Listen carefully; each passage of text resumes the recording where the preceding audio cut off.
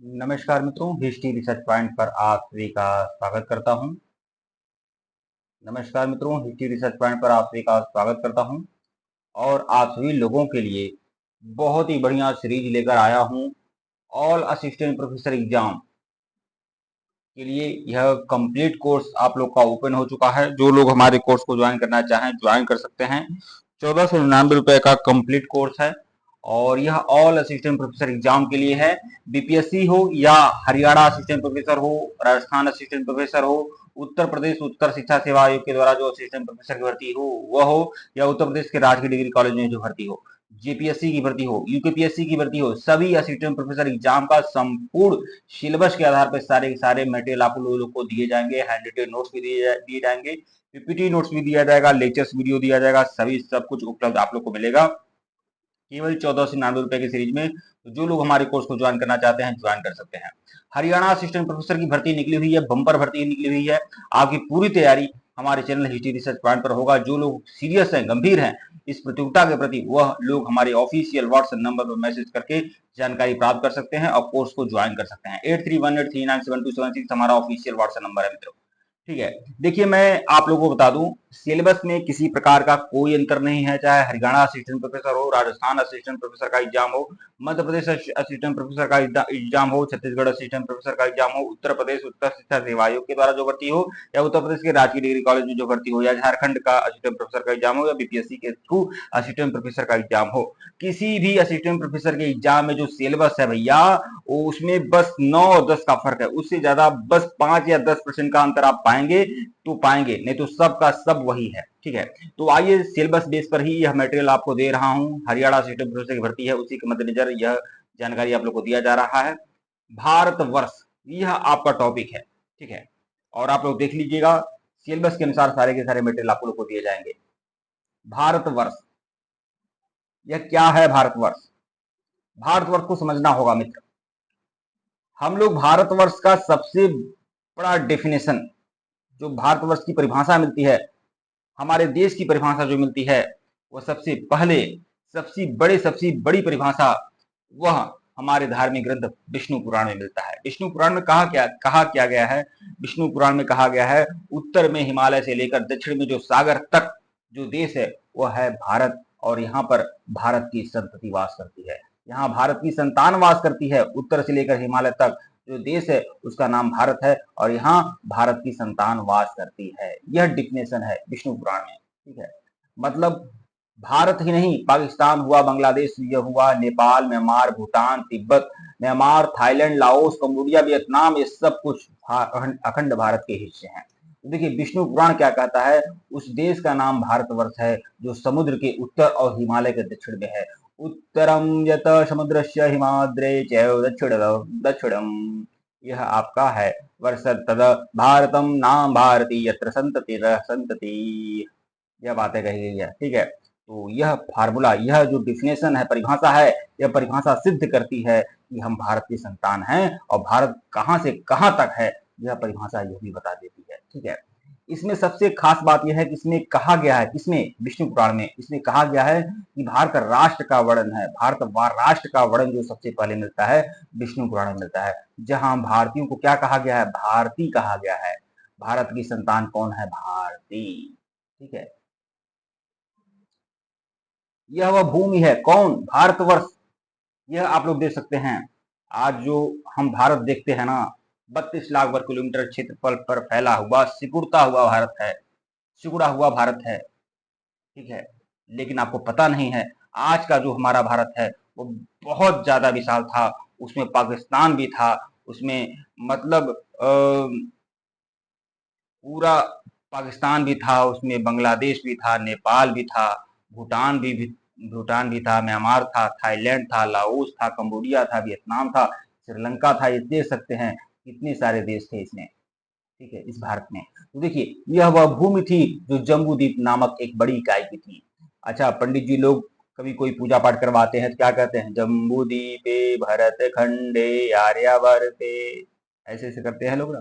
तो कुल मिलाकर देखिए जम्बू द्वीप का अंग कौन था? जम्बू द्वीप में Bharat, Pakistan, Myanmar, Thailand, Laos, Cambodia, Vietnam सब कुछ आपका जम्बूद्वीप में था। तो जम्बूद्वीप का एक इकाई थी, जम्बूद्वीप एक बड़ी इकाई थी और उसमें वो था भारत। ठीक है, पुराण इस बात का विस्तृत सिद्धांत देते हैं कि विश्व का विभाजन कैसे हुआ।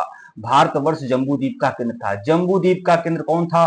वह था भारतवर्ष। ठीक है, भारतवर्ष कई पुराणों और महाकाव्यों में संपूर्ण जम्बूद्वीप को दिया गया नाम था। कभी कभी देखिए, कभी कभी जम्बूद्वीप के अंदर था भारत, और कभी कभी यह भी कहा गया है कई पुराणों महाकाव्यों में कि जम्बूद्वीप ही भारतवर्ष था।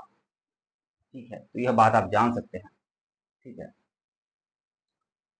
भारतवर्ष की अवधारणा, इसे हम समझना होगा कि यह कॉन्सेप्ट क्या है। भारतवर्ष, भारतवर्ष की अवधारणा समझना होगा। यहाँ पर मैं आप लोग को भी बताता हूँ। भारतवर्ष की अवधारणा, यह एक मध्य क्षेत्र और 4 प्रमुख दिशाओं से बना है। भारतवर्ष कैसे बना है, जैसे मैं आपको बता दूं। देखिए, यह एक मध्य क्षेत्र, मध्य में कौन है? मध्य में यह भारत है, समझिए यह भारत है, और यह पूरा का पूरा इसके मध्य क्षेत्र में क्या है? भारतवर्ष है। तो उस समय तो भारतवर्ष पूरा का पूरा ये सब इलाका भारतवर्ष में था। ठीक है, तो ये पूरा का पूरा जम्बूद्वीप ही कहा जाता था। ठीक है, यह इस तरह से समझ लीजिए। ठीक है, यहाँ देख लीजिएगा, भारतवर्ष की अवधारणा, यह एक मध्य क्षेत्र और 4 प्रमुख दिशाओं से बना है। प्रत्येक में विभिन्न जनपद स्थित थे। विभिन्न मानव समूहों ने अपनी पहचान भारतवर्ष के बजाय अपने अपने जनपदों से की। जैसे कौन कौन से जनपद थे? मगध, कोसल, द्रविड़, कौकड़ और अवंती से होने का दावा कर सकते थे। उस समय तो बहुत सारे जनपद थे, लेकिन जो कुछ प्रमुख जनपद हैं उनके नाम मैं यहाँ इंगित किया हूँ। लेकिन कोई भी भारतवर्ष से होने का तर्क नहीं दे पाता था, क्योंकि राजनीतिक एकता नहीं थी। राजनीतिक एकता नहीं थी, इसलिए लोग अलग अलग जनपद से और अलग अलग महाजनपद से अपने आप को जुड़ा हुआ महसूस करते थे। ठीक है, अतः जनपदों के बिना भारतवर्ष का कोई विशेष अर्थ नहीं होता था। प्रारंभिक स्रोत लगातार छापे और उनके हानिकारक सामाजिक राजनीतिक प्रभावों का संदर्भ देते हैं। ऐसा प्रतीत होता है कि भारतवर्ष के सिद्धांत में सीमा और सीमा की धारणा अनुपस्थित थी। ठीक है, मतलब भारतवर्ष कब नाम सार्थक हुआ? जब भारत में राजनीतिक एकता आई। राजनीतिक एकता मतलब संपूर्ण भारत को एक किया गया। जब चंद्रगुप्त मौर्य ने मौर्य साम्राज्य की स्थापना किया और 6 लाख सेनाएं लेकर, 6 लाख पैदल सेना लेकर संपूर्ण भारत को लौट डाला था चंद्रगुप्त मौर्य। ठीक है, जब अखंड भारत का जो सपना तब साकार हुआ जब समुद्रगुप्त ने उत्तरापद के 9 और दक्षिणापद के 12 राजाओं पर विजय हासिल की थी। तो समय समय पर भारतवर्ष की अवधारणा परिलक्षित हुई है। भारतवर्ष का अर्थ क्या है? क्या है भारतवर्ष का अर्थ? तो देख सकते हैं, भारतवर्ष वैदिक शब्द है। ठीक है, वैदिक शब्द भारत का अनुवाद है। ठीक है, भारत की मातृभूमि। अब देखिए, कभी कभी कहा जाता है कि हमारे देश का नाम भारत क्यों पड़ा, तो यह भी कहा जाता है भगवान रामचंद्र के छोटे भाई का नाम भरत था, इसलिए उनके नाम पर हमारे देश का नाम भारत हो गया। ठीक है, यह भी कहा जाता है कि शकुंतला और दुष्यंत के प्रिय पुत्र थे भरत, इसलिए इस देश का नाम भारत हो गया। यह भी कहा जाता है कि भारत देश में, हमारे देश में भरत नामक एक कबीला भी था, उसके नाम पर भी हमारे देश का नाम भारत था, भारत हो गया। ठीक है, अलग अलग नाम है। हमारे देश को हिंदुस्तान कब कहा गया भैया? कब कहा गया? जब तुर्की आक्रमणकारी भारत में आए तो उन्होंने दिल्ली और पंजाब के आसपास के क्षेत्रों को सबसे पहले हिंदुस्तान कहा, और फिर जैसे जैसे तुर्की जातियों ने अपने क्षेत्र का विस्तार करना शुरू किया तो सभी हिस्से को उन्होंने हिंदुस्तान कहने लगे। ठीक है, देखिए, ब्रिटिश काल में यह क्षेत्र फिर भारत के नाम से जाना जाने लगा, और ब्रिटिश काल जब आया, जब भारत में यूरोपीय लोग आए, ठीक है, पुर्तगाली आए, डच आए, अंग्रेज आए, डेनिश आए, फ्रांसीसी आए, स्वीडिश आए, तब इस देश को फिर से भारत कहा जाने लगा। ठीक है, प्राचीन भरत जनजाति के नाम पर पूरे देश को भारतवर्ष कहा गया। अब देखिए, भरत जनजाति कौन थी? भरत जनजाति जो थी, कुरु और भरत, कुरु और भरत जनजाति से कुरु जनपद का निर्माण हुआ था। तो भरत जनजाति एक अलग जनजाति थी। ठीक है, और उसी जनजाति के नाम पर इस देश का नाम भारतवर्ष पड़ा। इस जनजाति के सदस्यों को भरत संतति के नाम से भी जाना जाता था, मतलब भारत की संतान। ठीक है, अब देखिए, ब्रह्मांड के शास्त्री, अब कुछ लोग शास्त्रीय वर्णन में यह मानते हैं कि भारतवर्ष इतना छोटा भी नहीं था। भारतवर्ष का मतलब संपूर्ण ब्रह्मांड को, मतलब संपूर्ण पृथ्वी को, क्षमा करिएगा, संपूर्ण पृथ्वी को भारतवर्ष कहा गया है। अब आप समझ सकते हैं ना। अब देखिए, जैसे कहा गया है कि परशुराम भगवान ने 21 बार इस धरती को क्षत्रिय विहीन किया था, तो उसने पूरे संपूर्ण धरती की बात की थी। ठीक है, ऐसा।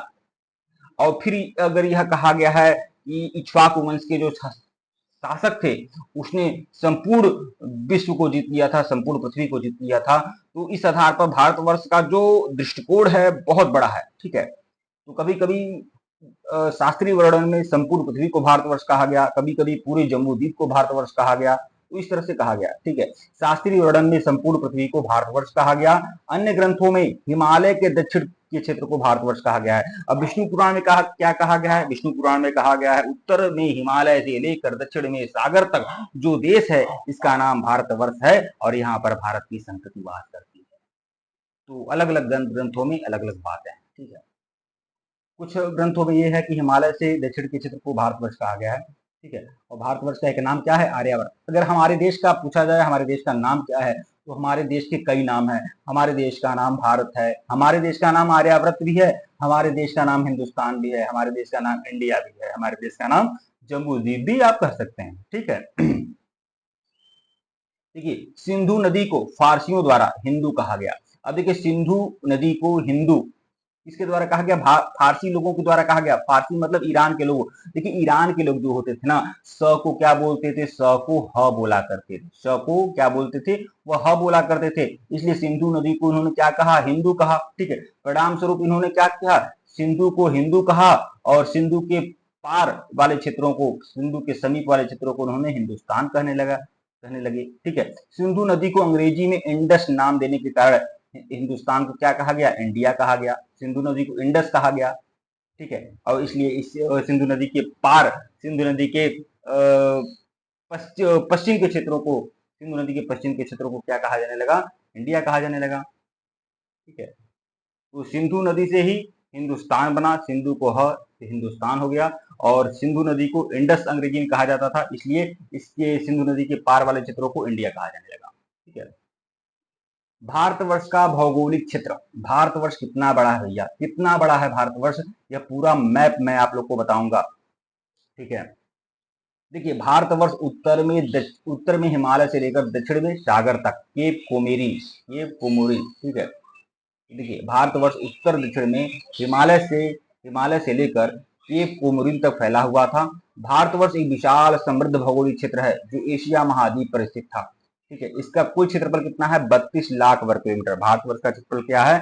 32 लाख वर्ग किलोमीटर, जिससे यह दुनिया का 7वां सबसे बड़ा देश बना, ठीक है। 7वां सबसे बड़ा देश। तो पहला बड़ा देश कौन है क्षेत्रफल के हिसाब से? तो पहला बड़ा देश है आपका चीन, फिर संयुक्त राज्य अमेरिका, फिर ब्राजील, फिर ऑस्ट्रेलिया, फिर भारत, ठीक है।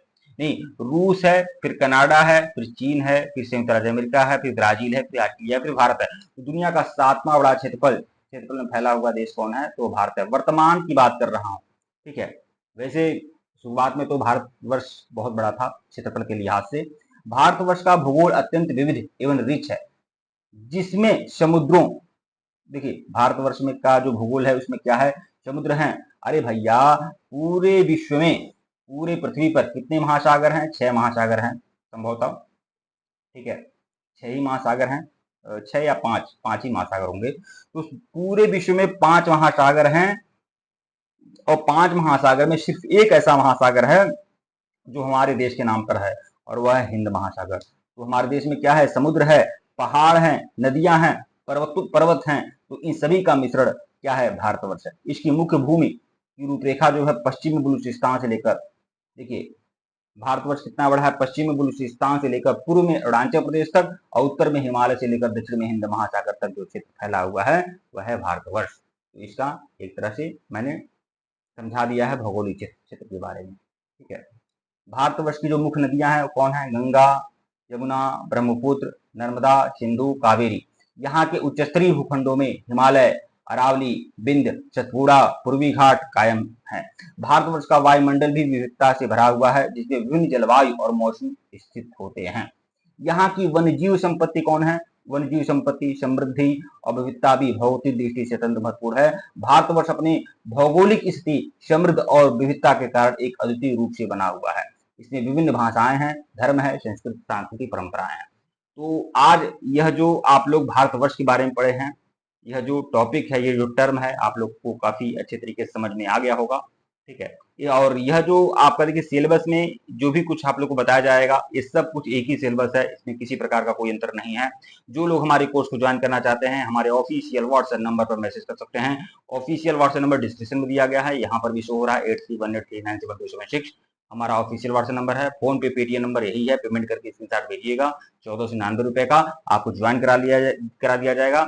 आपको पूरा का पूरा नोट्स दिया जाएगा, हैंड रिटन नोट्स भी दिया जाएगा, टेस्ट सीरीज दिया जाएगा, सारे मटेरियल आपको मिलेंगे। ठीक है मित्रों, धन्यवाद आप लोग को। और टेलीग्राम बिल्कुल ज्वाइन करिएगा, लिंक डिस्क्रिप्शन में दिया गया है। असिस्टेंट प्रोफेसर की तैयारी के लिए टेलीग्राम बनाया गया है, लिंक डिस्क्रिप्शन में है, आप बिल्कुल ज्वाइन करना है। धन्यवाद।